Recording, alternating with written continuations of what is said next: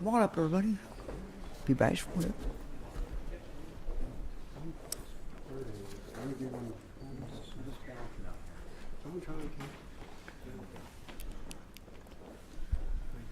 Good morning. Everybody set? Guys set?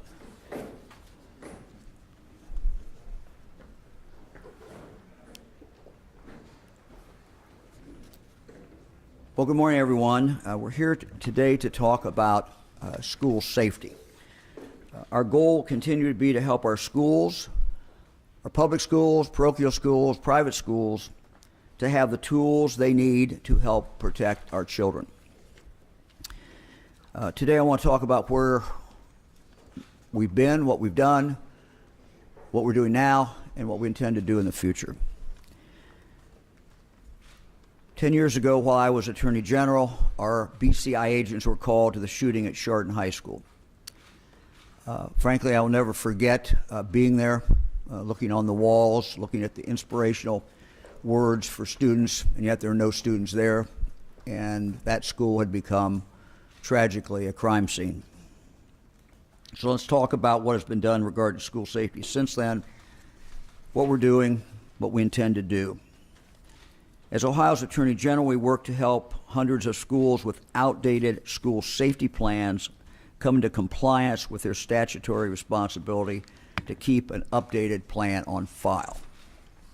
Next, we developed a school safety task force that put focus on the impact of mental health on school safety and the importance of forming local partnerships to manage school emergencies. Next, our Ohio Peace Officer Training Academy, partnering with the Ohio Department of Education, trained thousands of educators and law enforcement officers on identifying and helping troubled youth at risk for violence and how to respond if an active shooter did come into the school grounds. While Attorney General, we also launched the School Safety Training Grant Program, giving millions of dollars to schools to help them with ongoing training needs. As governor, I took office with a plan to do even more for our children, starting with providing easier access to mental health services. Children's behavioral well-being is crucial for their long-term health. The work we laid out, 1, prioritizes prevention. 2, works to keep kids healthy and safe both physically and emotionally. And 3, supports families with early identification, intervention, and ongoing support. All of those things help our children in school. Let me go through some of the specific things that we have done. We've invested $84 million in children's hospitals across the state to expand their behavioral health centers. That is a work in progress. 2, we also worked with the Ohio General Assembly to create the Student Wellness and Success Fund. This fund was created in our first budget and continued in our second. It is now part of the school funding formula. This has been a $1.2 billion investment to provide funds for wraparound services for students, including prevention programs. This funding has helped launch 1,300 different mental health programs and train 6,500 educators and school professionals. And I thank the General Assembly, members who are here and not here, for their work on that. Since we made it part of the school funding formula, the Student Wellness and Success Fund will continue to help schools fund mental health and wellness programs to meet our students' needs. Let me just say that I urge today every school in the state of Ohio to re-examine how they are using these student wellness funds. We have great examples of how some of our schools are using these dollars to deal with mental health challenges. Great examples of success, great examples of innovative programs. And so I would ask every school board, every superintendent to take a look again at these wellness dollars. Legislature gave you flexibility, but I would ask you to examine those, particularly in light of the needs that our children have in regard to mental health. This money is available to help in this area and can have a real impact on helping our children. Next, when I became governor, Ohio did not have a state office focused exclusively on the safety of our schools, safety of our children. In 2019, we launched the Ohio School Safety Center and put it within the Department of Public Safety. Let me recap what this office does. It scans social media for school threats. And if they find them, they contact the school and local law enforcement. Second, it runs the state's free Safer Ohio School tip line. Some schools have their own tip line, and that's fine. This adds a state line for schools that don't have one. Next, it conducts free vulnerability assessments for schools to identify and help address any safety gaps. Next, to help with school security, I worked with the General Assembly to launch our new K-12 school safety grant program to give schools money to pay for important security upgrades. In fact, we announced nearly $5 million in grants for schools just a few days before the tragedy in Texas. I want to take a moment to commend Ohio's school officials, our teachers, who have worked very hard to prevent, avert, and avoid tragedies. They do this every single day. It is a partnership with us. They're the ones who are on the front line, and we thank them for what they do. They do all this while also working diligently to give our children every day a good education. Every day, our educators are focused on the safety of every child who walks through their doors, and they deserve our thanks and appreciation. Working together, we've come a long way to improve school safety in Ohio, and we must continue this progress. We have an obligation to do everything that we can every single day to try and protect our children. Tomorrow I intend to sign the new capital budget bill, which includes an additional $100 million for our K-12 safety grant program. I worked with the General Assembly to secure this funding for public, private, and parochial schools. Let me again emphasize this. Any school child in the state of Ohio is in a school should be eligible, their school should be eligible for this money. And that is the way I asked the legislature to write it. That is the way they wrote it, and I congratulate them for doing that. These are all our children. This money can be put towards physical safety upgrades in school buildings, classrooms, perimeters, parking lots. The money will also go towards safety measures such as visitor badging systems, facility mapping, school radio systems, exterior lighting, door locking, and other things.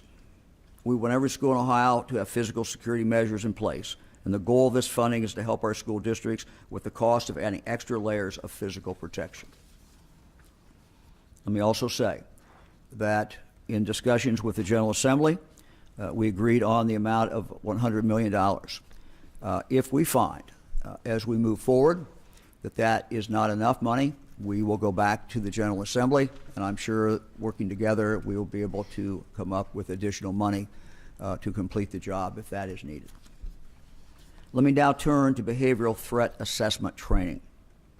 We must also continue to strengthen our focus on the mental wellness of our kids. And we talked about earlier the number of things we've already done. It goes without saying that our teachers are among those who know our kids the best and can often tell when a child is struggling.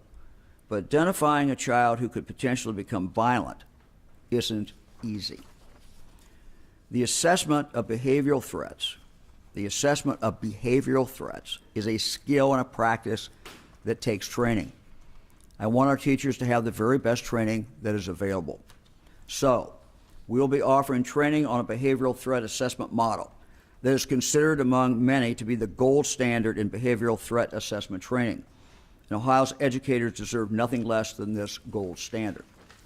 We'll first train many staff at our Educational Service Centers, ESCs, in this evidence-based process for identifying, assessing, and managing threats and threatening behavior before they escalate to violence. Once we train ESC staff, they'll then go on to train educators throughout the state. It is a trainer training the trainers. This will be free training for any school that wants it, to help them meet also the statutory requirement under House Bill 123 of the 133rd General Assembly. This bill mandates that every public school serving grades 6 through 12 has a trained behavioral threat assessment team in place by March of next year. Again, our school staff members, particularly our teachers, are the people who know our students best, so it just makes sense to provide them with this evidence-based training to identify behavioral issues before they turn violent and to connect students to needed services before a crisis occurs. Our whole emphasis is on identifying students who need help. We're seeing too many suicides. We are seeing other mental health problems. And it's very, very, very, very small percentage of those who have a behavioral health challenge that is not being treated may become violent at a later period of time. So this is a win-win in trying to deal with all of these challenges. I mentioned the Student Wellness and Success Fund earlier, that $1.2 billion investment for schools to use for wraparound services for students, including services to address mental health. Again, I encourage our schools to please take advantage of this funding to support your students' mental well-being. Now let me talk about House Bill 99. We're also going to significantly expand the work of our Ohio School Safety Center. Just a short time ago, I signed House Bill 99, sponsored by Representative Thomas Hall, which appropriates $6 million to expand the center, which again we created in 2019 as the first statewide office of its kind that focuses on nothing but the safety of school children and school staff. The funding appropriated through House Bill 99 will allow us to carry out Senator Frank Hoagland's vision to create a new safety and crisis division within the Ohio School Safety Center. This division will be primarily focused on developing and delivering school safety training for educators. The division will employ a chief mobile training officer who will be either a military veteran or a licensed law enforcement officer, according to the language of the bill, to oversee 16 new regional training officers. These regional training officers will focus on emergency management training in the Ohio Department of Education's 16 already established school safety support team regions. And, although it's not part of the bill, I've also directed our Ohio School Safety Center to expand its local community liaison from 5 positions to 16. While the training officers will focus exclusively on training. Let me distinguish between the training officers and our liaison officers. While the training officers will focus exclusively on training, our liaisons will work with schools to secure resources and supports for emotional safety. They'll help with the school vulnerability assessment, that identifying physical safety gaps, and they'll also work with schools on cyber safety as well. So in total, we're adding 28 new staff members to the School Safety Center. That's 26 more people who will work every single day on nothing but the safety of our schools. Let me talk now in regard to House Bill 99 in regard to the arming of staff. And to do that, we need to go back and talk about a little history. House Bill 99, as you know, also addresses the option, and it is an option, of arming school staff. Although this bill was in development well before the recent tragedy in Texas, that heartbreaking school shooting certainly increased the urgency to enact it. Since many Ohioans learned of House Bill 99 in the wake of the Texas shooting, I think it is important to detail the history on this issue. Over the past decades, Ohio law has detailed who may carry a weapon into a school safety zone. Ohio law has permitted 3 general categories of individuals to be armed in school, all of whom are employed to protect students and teachers.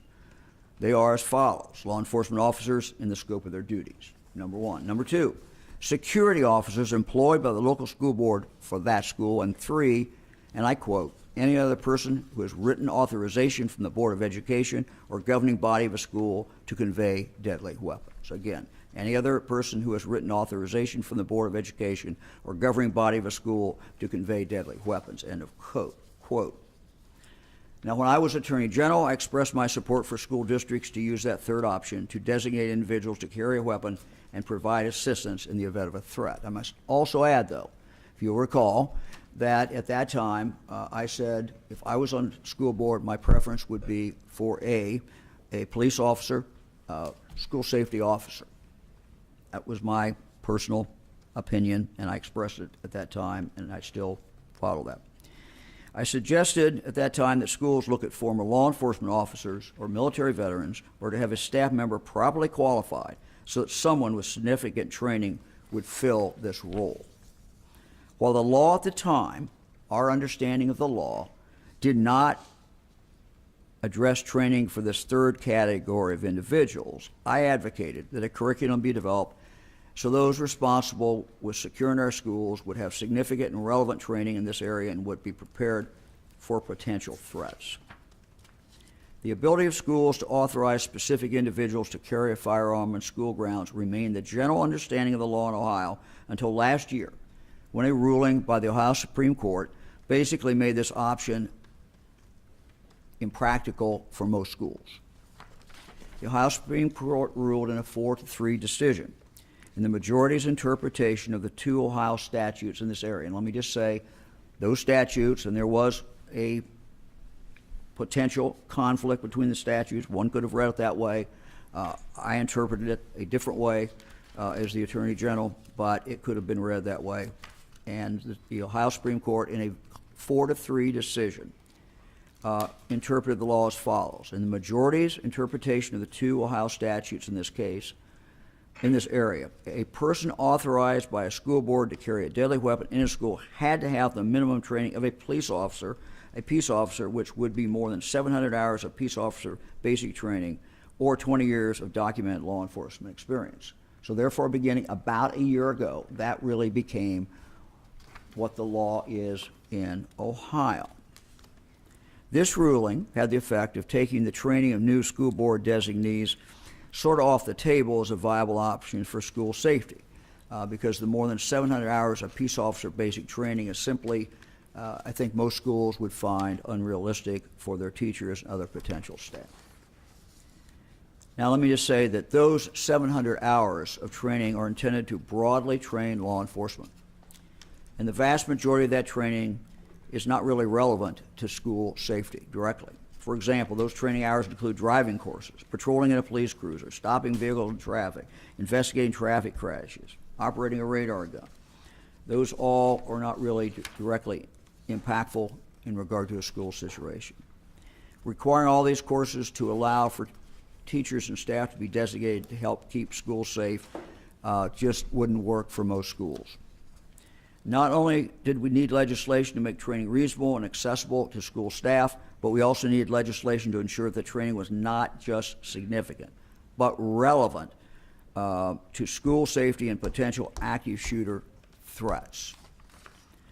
In fact, the Ohio Supreme Court, majority opinion, the 4-3 decision, acknowledged that the legislature could change the law in this area. And the legislature did respond with House Bill 99. We worked closely with members of the legislature and other experts to carefully craft the law to ensure that anyone authorized to carry a gun on school property would have thorough school-specific training. Let me talk about that. But first, let me just say what this does not do. It does not require any school in the state of Ohio to arm teachers or their staff members. Schools are not required to do this. And we've also already seen schools that have made that decision not to do it. We've seen other schools that have made the decision to do it, and we've seen a lot of schools that have not announced anything. But there's no requirement to do that. Every school will make its own decision. And again, I would say that schools that have school safety officers in those schools and have done other things may very, very understandably make the decision that that is what they want to do, and they do not want to arm anyone else. What the bill does is essentially reverts back to the prior practice of allowing local school districts to make a local decision on whether or not they will permit certain school staff members to be armed on school ground. This is a local choice. It is not mandated by the legislature nor by the governor. Each school board will determine what is best for their students, their staff, and their community. It's important to note that before the Supreme Court ruling, Ohio law was not understood generally to require any safety training for school board designate employees to carry a gun. You remember, go back, there was a distinction on those two statutes between those who had to have the full training and those were people who were functioning in the school as a school safety officer. They had to have that full training. People who were not functioning primarily as a school safety officer did not have to have that training. Now, if a district chooses to arm staff members, the bill mandates up to 24 hours. The legislature said up to 24 hours of school-specific training for these individuals. This training will be focused training specifically tailored to those working in schools. This training will be carried out regionally by the new Safety and Crisis Division training officers we're now able to employ because of House Bill 99. This bill leaves it up to the Ohio School Safety Center to develop the training curriculum and determine how many of those 24 hours to require. I'm announcing today that I have directed the School Safety Center to require all 24 of those hours. I'm directing the School Safety Center to require the maximum number of hours provided by the legislature, which is 24. To name just a few topics, the bill requires our training officers to focus on de-escalation, crisis intervention, first aid, psychology of critical incidents, and it will include essential scenario-based training. Let me say this, scenario-based training is important. And it's something that I have emphasized in training for many, many years. It's important that we expand that. Further, those authorized to carry guns in schools must have a criminal background check each year under the bill, and they're required to take up to 8 hours of requalification training annually. So I'm announcing today that I have asked the Ohio School Safety Center and ordered them to require all 8 hours each year.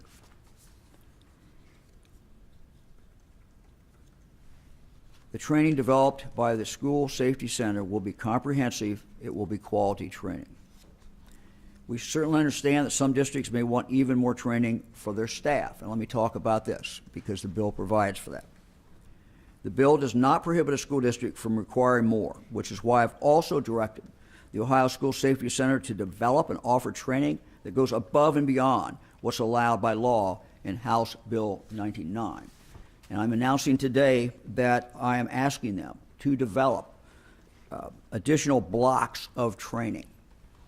Those blocks of training could be 6 additional hours. It could offer a school 20, of course, the 24. It could offer a school of 30. It could offer the school of 36, of 40. We will offer these schools in various levels of training, and they'll be up to the school to determine that they will have to do the 24. Let me just close by saying I remain committed to supporting and expanding our mental health efforts and services, and will continue working with the General Assembly on this. This has to do with adults as well as children. In the meantime, our schools have a valuable resource in the Ohio School Safety Center for one-on-one consultation on implementing a comprehensive school safety framework. Not only will schools receive feedback on areas of improvement, but our staff will help the schools implement these improvements step by step. Our school safety teams will also facilitate training in both physical and emotional safety for all school staff to ensure they know how to identify concerning behavioral and physical vulnerabilities. All of the services they provide interact to create a layered approach to school safety, from the physical safety of the buildings to ensuring staff are properly trained, to making resources available to care for the mental wellness of our kids. Ensuring that each layer operates in tandem with the others is so very important. Cooperation is important.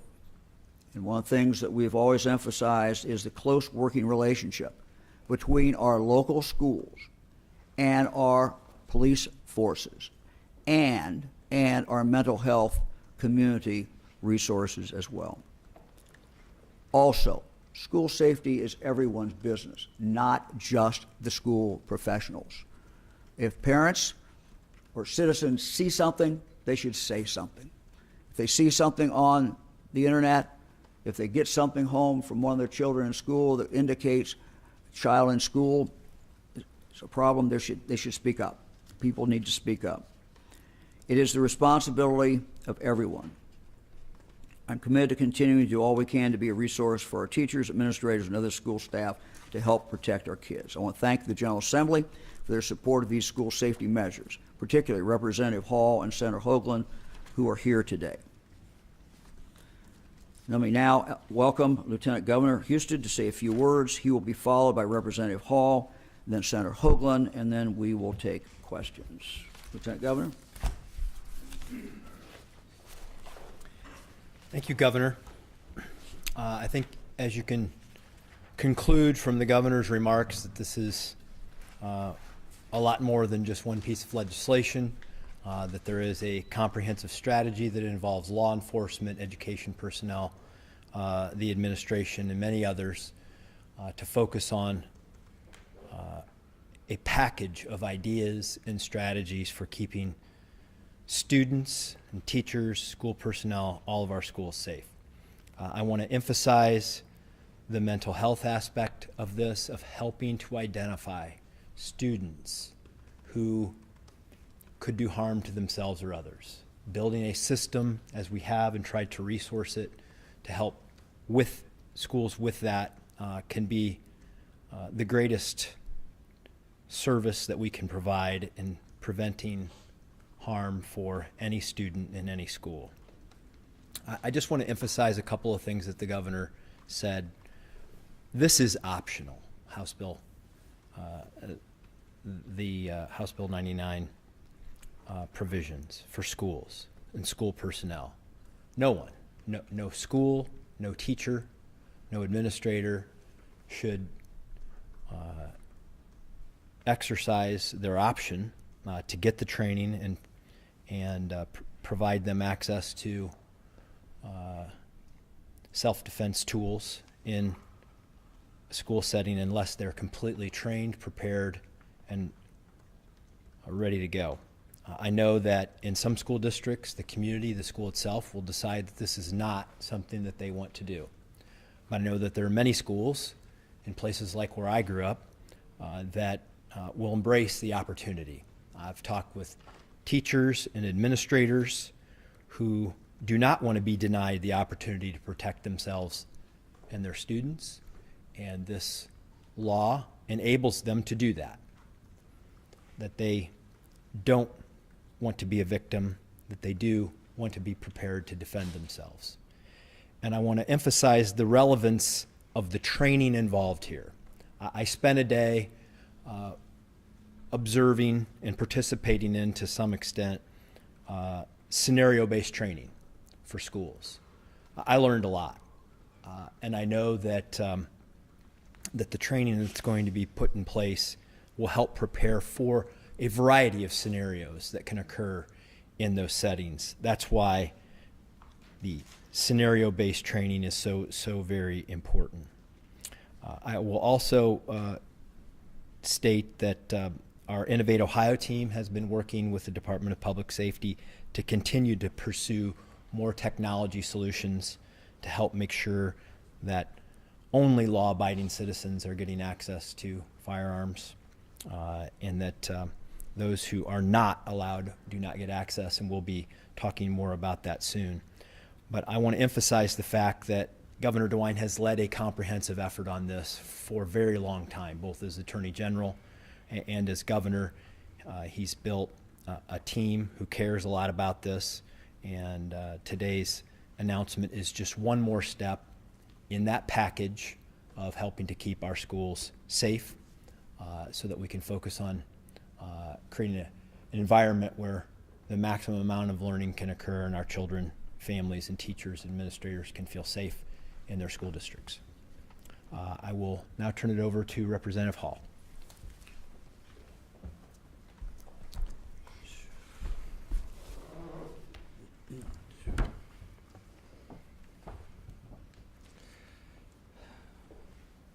Good morning.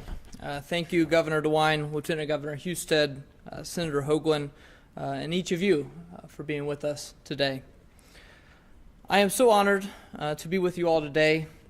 Since introducing House Bill 99 last February, I present to you Dash 18 version of the bill, the version that has been signed into law today. This is a bill that has been through some very contested committee hearings and floor speeches. It is important to note lawmakers from both sides of the aisle all want the very same thing: to protect students and staff and schools all across Ohio, to ensure that no parent is afraid to send their child to school.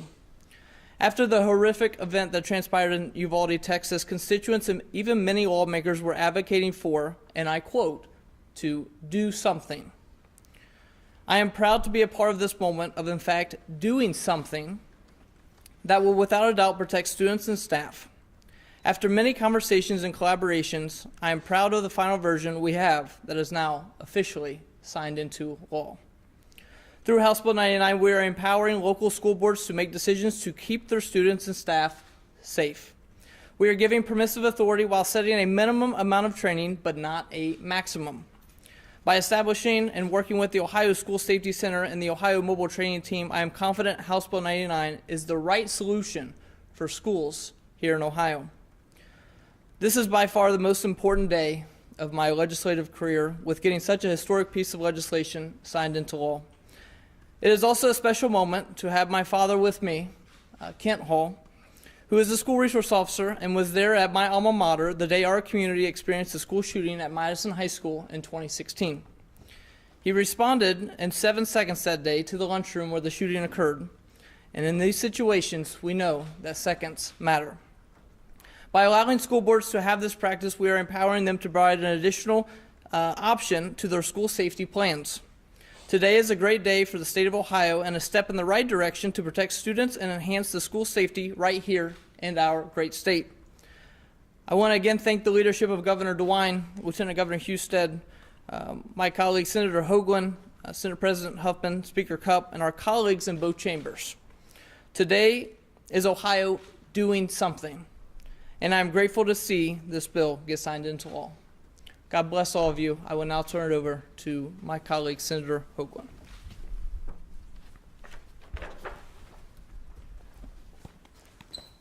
Okay, let me sneak in here. Well, I'm not going to recap on everything that the governor, lieutenant governor, and representative already said. I'm pretty sure that they already hit the nail on the head for everything that needs to be said in that category. But I'd like to go ahead and, me being a military guy, kind of narrow it down into the next step here. So the mission, create a component that will enhance school security, ultimately saving lives. This mission belongs to DPS. Director of Public Safety is charged to employ these highly trained personnel. These individuals need to have a professional background developing curriculum, training, critical thinking, problem solving, and mentoring. Personnel that already have a resume, not somebody that needs to build their resume. We need a team of individuals whose sole desire is keeping Ohio children in schools safe. I expect nothing other than the best of the best to make up this MTT team. Our future generation is counting on this to be very successful, very much like the Air Marshal program that I had the opportunity to be part of. A program that took on the security burden for our airlines, thus allowing pilots to fly and support personnel to do their work and logistic personnel to focus on their mission. The selection of the training chief and all the training officers is extremely important. We need a set of fresh eyes on this problem, people that are willing and capable of carrying out this mission. This team of individuals will help school boards out with their selection of personnel, the development of their curriculum, and staying focused on what needs to be done for their schools should they choose to do this. We'll also help take the burden off the principals, the superintendents, to ensure that they give the best guidance and direction on putting together their safety programs. Empowering the faculty personnel with their decision-making process while under stressful conditions as though people like me that have been in. And I pray that DPS makes the best decision for our kids. Thank you very much. Thank you, Governor, Lieutenant Governor, and Representative Hall. Be happy to take any questions. Governor, can a school district set a standard lower than the 24 hours and No. not go through the school safety? Not if they want to arm a police officer. So in the bill, The bill says it can't go above 24. I think, that's what the way the legislature wrote it. I'm taking the maximum. I'm saying it has to be that. We could have picked a lower number. I'm not doing that. I'm going further and saying that some schools may want to exceed 24 hours, and we will give them easy to understand units of what they will be getting if they go beyond the 24 hours. We think the 24 hours we can accomplish, a lot can be accomplished in that 24, but we want to give them the option to take it to a higher level. It's the same way with the 8. I took the maximum there. If you look at the language, it says, cannot exceed. I can't make it more than 8. I can't make it more than 24. But we can give options out there. Now, we can't require that, is what we're saying. and can a school district go anywhere other than the school safety center for training? Yeah, if it's approved. If it's approved by the school safety center, because, this is a big job, a lot of people. And so if they, the private sector can certainly get involved in this. But again, we have to approve their curriculum. And whatever that is, aside from the safety center, to be approved, it has to be 24 hours. Oh, yeah. Yeah, they got the 24, and we have to approve the curriculum within the 24. So they couldn't go to a separate training institution approved by the school safety center? No, they could. They could do that, but if they do that, do they still have to reach the 24 maximum that you set? Oh, sure. They can't. They sure, can't no. use it as a way. That's, everyone will know that the 24 is the standard.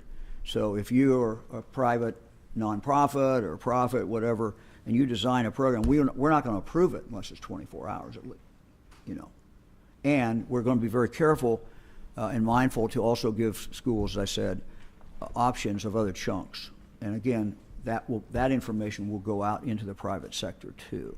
I mean, this is a huge job. We are training trainers. So,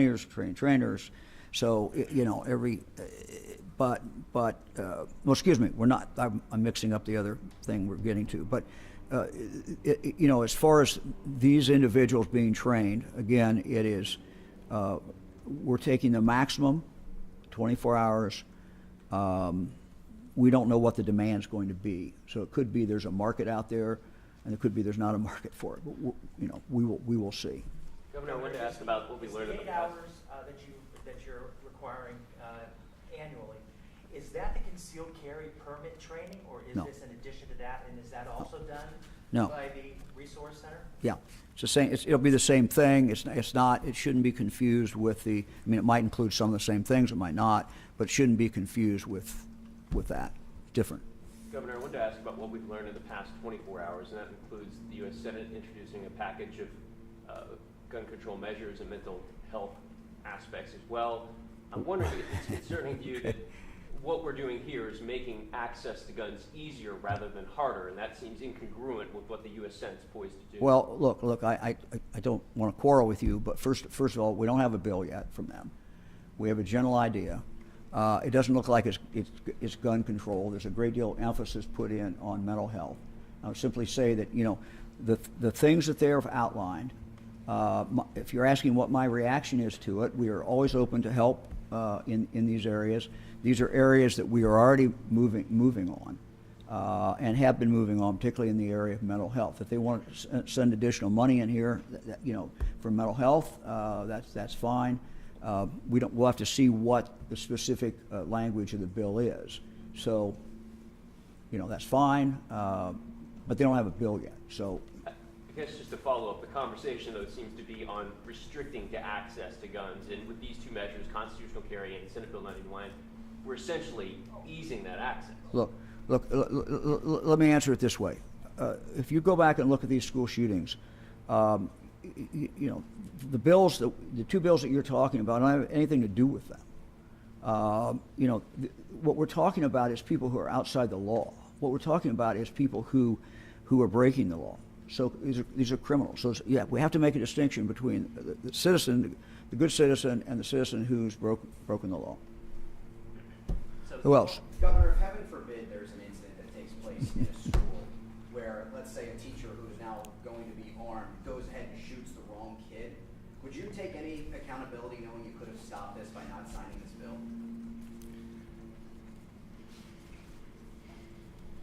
In life, we make choices. And we don't always know what the outcome is going to be. What this legislature has done, I've done by signing it, is giving schools an option based on their particular circumstances to make the best decision they can make with the best information they have. That's all any decision maker can do. I have said that this is an option. It's not required. Second, I've said consistently since the time I was Attorney General that if I was on a school board, I would do everything within my power to be able to find the resources to have a school resource officer in this school. Why? Well, for a lot of good reasons. One is a relationship. School children have the opportunity to see a police officer, whether he's whether he's in plain clothes or not, or she is in plain clothes or not. They have the opportunity to interact. That is generally a very positive thing. Second, school resource officer can be a mentor, can do that role. Third, school resource officer is someone who has training and who is in that school. So it seems to me and can react to a problem. So it seems to me if I was on a school board, that would be my preference. Now, some schools may make a decision that they want to blend that with making some strategic decision about someone else being armed in that school. If you go back to what I said when I was Attorney General, I said I would look for, if I was on a school board, I would look for someone with military training. I would look for someone who had some other background in that area. I will say this, that whether it's a school safety officer or whether it is a teacher, that the curriculum that we're going to lay out will be relevant to what they're doing. And so in life we face choices, and everything that we do, everything I've talked about this morning, everything we've been trying to do, everything we've been doing, on the mental health side, and we use the word, I use the word layering. We're trying to layer this in and give every school the tools that they need. Ultimately, that school is going to have to ensure the safety of the child. They're going to have to do the best they can. My job is to give them the best I can to help them do that. And what we've outlined today is a very aggressive plan to do that. And you'll notice I was very mindful about putting all this together, because I think that to look at the signing of Senate Bill 99 and the potential arming of teachers as this whole thing is not accurate. This is a very nuanced approach. We have to do a lot of things. We have to do it every single day. Schools have to practice it. Schools have to be comprehensive in regard to that. It's a shame that's where we are today, but that's where we are. That's what we're laying out today. To follow up, the argument of the way to stop a bad guy with guns is to give a good guy with guns. But we Look, it's saw not the- that simple. With all due respect, It's been brought up, no, look, It's been brought up, don't, especially don't, following Uvalde. with all due respect, don't give me a quote that's not my quote. No, I said- I'm not going to buy, that's not what I said. I didn't say that. What I said is we're trying to give resources to. So go ahead, follow up. I'm sorry. Right, so that was a talking point that was brought up after the Uvalde shooting. And Well, what I would say to you there's a is- million talking points brought up. Okay, well, so there were 77 minutes in between the time that the good guys with guns. Look, that is a decided to go in very- there. So what do you say to that argument, though? Look, as more facts come out in regard to that, and there should be clearly more facts come out, we want to know exactly what happened. I think that this is not, we had a great shift a few years ago in the best practices. And look, all we can do is try to get the best practices and the best ideas into our schools and into our law enforcement. The way law enforcement were trained to deal with a school shooting dramatically changed. The first thing was you treat it as someone who's in there armed, and you wait and you pull in your SWAT squad and you then go in. It became evident that in the majority of school shootings that doesn't work. It doesn't work because the deaths occur very, very quickly, and so the consensus.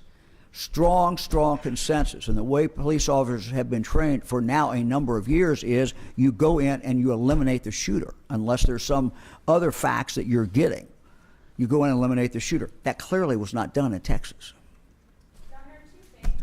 The first one is, will there be or is there a requirement of hours for the tactical live training with a actual firearm where people will actually need to hold it? Is there going to be a maximum or minimum time that somebody has to do that? That will be determined by the school safety office, and we will be putting those out when they get those ready. Okay, and the second one is for Senator Holland. Will your business be directly benefited by this bill, considering you own one that fits all the outlined potentials for training? Absolutely not, And why is that? because I said so. I own the business. Okay, so will you be donating that money for mental health then? Young lady, I don't know what money you're talking about. So will you not accept people to train with your business then? I think we already covered that. It's a no, you're not going to be providing training to school districts? No, my business is not providing training to school businesses or schools.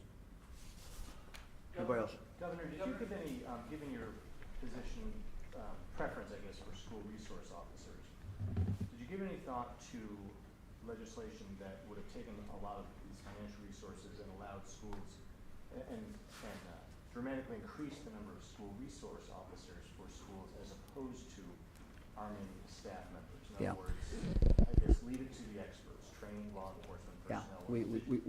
we looked at that and we did the math. It was, and the option, we decided to go this way. There are, in the public school system, over 5,000 school buildings. And I don't know what the number would be in a parochial school and other private schools, but that was the decision that was made.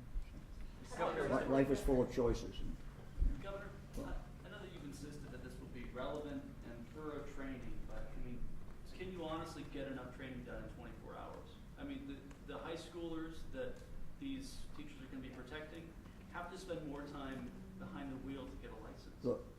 First of all, schools are not required to do it. Second, teachers are not required to do it. we have had requests from schools to allow this to be done. There's also some, let me say, guessing that guns are already in schools. And look, we want to provide a regular mechanism to get training. And again, what legislature has provided is, I've required the maximum that the legislature allowed me to require. We are going to make it very easy for schools. If they say, I want that school person, I think this is the person that we want to have a gun. They want to have a gun. The school then can say, 24 hours is not enough. We want to take what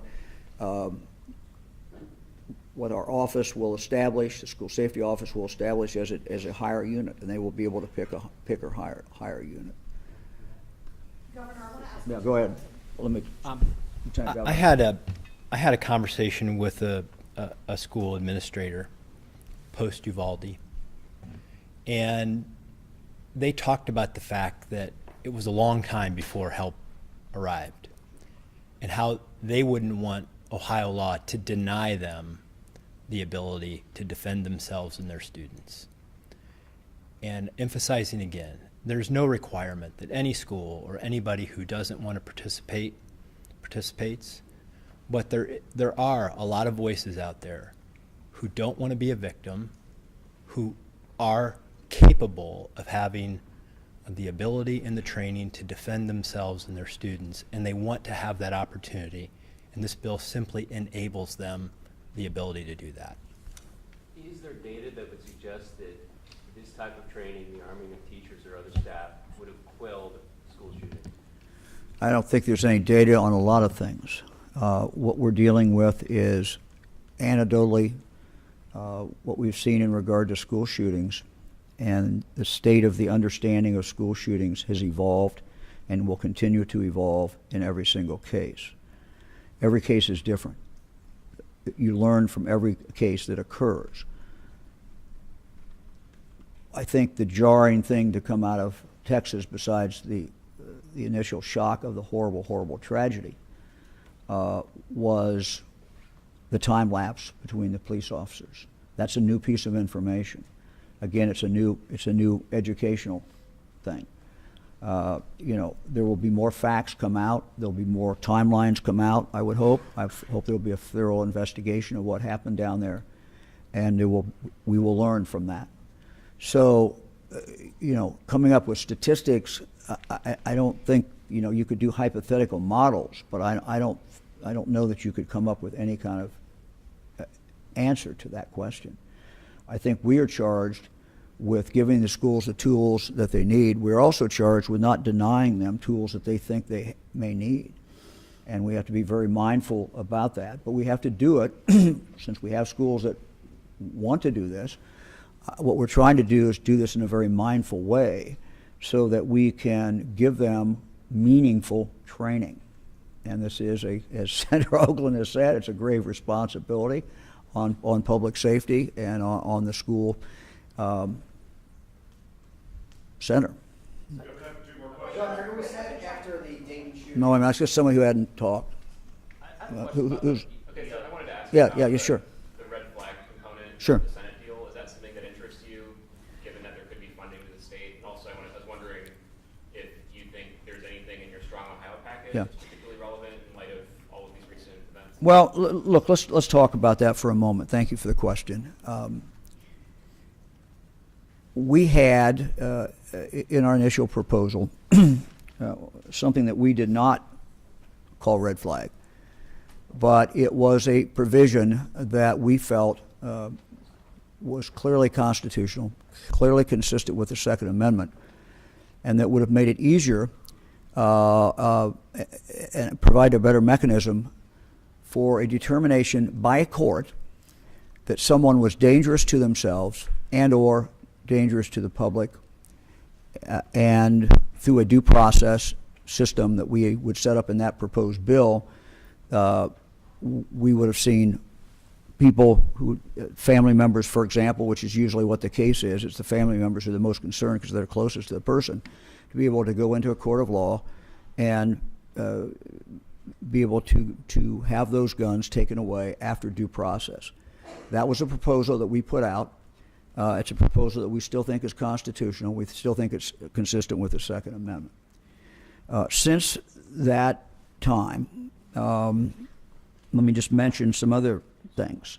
We had one of the things that's been talked about is the straw purchase. We had, if you'll recall, in the package, a provision that basically said if you are involved in a straw purchase, either on either side of that deal, knowingly, that's what it is, we should increase the penalty in Ohio. We still believe that. I still believe that. I still believe that that's something that this legislature could pass and should pass. We also had a provision in there, and when we talk about school safety, we really are talking about the safety of children. And we're seeing a lot of children who are killed not in school, but in their own homes, on their own streets, and they're killed by violent offenders, and they're usually repeat violent offenders who are shooting randomly or shooting at somebody, and the kid gets in the way. We have a provision, Senator Kaler, or Representative Kaler, has a bill which we support, which is consistent with what we proposed at that time in that package after the Dayton shooting as well. I hope that the legislature will pass that. It simply puts additional penalties on someone who is a repeat violent offender, is using a gun, and doesn't have any right to use a gun. Let me. So anyway, those are some of the things that we have that we would think would still be viable. We think this legislature could pass, and we would call the legislature's attention to it again. Those are all things that are very, very positive things, and there's some of them are in different stages. Senate Bill 215 takes effect today. There's been a lot of confusion among law enforcement agencies, particularly as it pertains to the duty of an officer to ask someone now if they have. Look, every police departments that. What do you have to say to these municipalities that don't know how to interact with this new law? Police officers and departments that I have talked to have all told me that their protocol will simply change to make sure that the officer asks that question as far as the first several questions that are asked. And they don't feel safe. Some of them. They've spoken out on this at multiple hearings. They don't feel safe having to ask that question. Who else? Governor, it was said up there by Representative Paul that today Ohio is quote unquote doing something. Of course, that goes back to what was said after the Dayton shooting when there were members of the crowd that said quote unquote do something. Do you feel that what you're doing today is exactly what those people intended you to do? I don't know. My job is to try to do things, and we have done. I outlined them for you a moment ago. We have done a number of different things. What I didn't mention, for example, another one that we have done without legislation. Another thing that we have done is by talking to local law enforcement, we've gone from about 10% of the outstanding warrants that are entered into the national database to 85% now. There's a bill that I would like the legislature to pass, which would mandate, if this is a serious crime, that a police within a 48-hour period of time, or whoever is involved, would have to put that in the national database. Again, it's a bill that can pass. Again, it's a bill that should pass. But not having that bill passed, we still have been able to go from 10%, roughly 10%, to roughly 85%. And so now you have a situation where someone who is an offender who has an outstanding warrant in Cincinnati, when they cross the river or go into Indiana or they go into Kentucky, the situation now is if they go to buy a gun, or the situation was before they went to buy a gun, the gun owner, store owner, had no idea that they had an outstanding warrant and could not be given a gun or sold a gun. Now we moved from a 10% to 85%. So these are all positive things that we have been able to do. And we also have, again, pending in this legislature, things that I believe the legislature will find, if they look at them very carefully, are consistent with the Second Amendment and are consistent with constitutional rights, but that will improve safety. So let me make it very, very clear. We are trying to do and have been trying to do every single day things that keep people safer, keep kids in school safer, but also these same children who go home to neighborhoods where there is violent crime and repeat violent offenders, their lives are important too. All children's lives are important. So we're going to keep doing this. There's nothing more important to me than protecting children. And we're going to continue to do this as long as I'm governor. I have a question for Senator Hoagland or for Representative Hall. Permitless carry, of course, does take effect today, but the decision was made in this bill to require the teachers to get a CCW. Why was that? Why did we treat them differently? Very good question. When we looked at what was going into the bill as far as the specifics on the 24 hours, specifics on the annual training, we realized that we want to make sure that we're providing the most important parts of the training to the teachers. So we decided to put that in to make sure that we were fulfilling our duty, to make sure the teachers are getting the correct amount of training, to have that actual firearm training, which is in the bill, to have a simulated firearm training. And there was a question asked earlier about the number of hours. Since I introduced this last February, we've had conversations with schools from all across Ohio, and they all do things differently. They all have different number of hours. There's not a perfect number of hours that we found in doing our research with talking with schools from the inner city, talking with schools from rural Ohio. But we came up with this number. We came up with this certain specific standards that we felt like was important for all teachers that are going to be carrying here in the state of Ohio to have. And that's why we decided to come up with that. The number of hours, it was not we pull it out of a hat kind of thing. We actually did a lot of research into what schools were doing already in Ohio before the Supreme Court decision, and that's why we came up with the provisions we put in the bill today. What's that number represented?